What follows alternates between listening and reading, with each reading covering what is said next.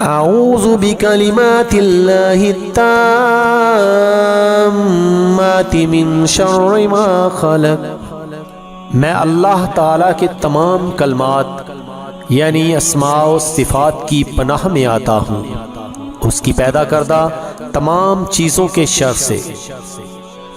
ان کلمات کے پڑھنے والے کو کوئی موذی چیز نہیں کاٹے گی۔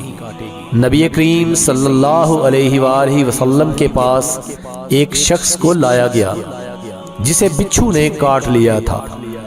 آپ صلی اللہ علیہ وآلہ وسلم نے فرمایا اگر یہ مذکورہ کلمات پڑھ لیتا تو اسے بچھو نقصان نہیں پہنچا سکتا تھا۔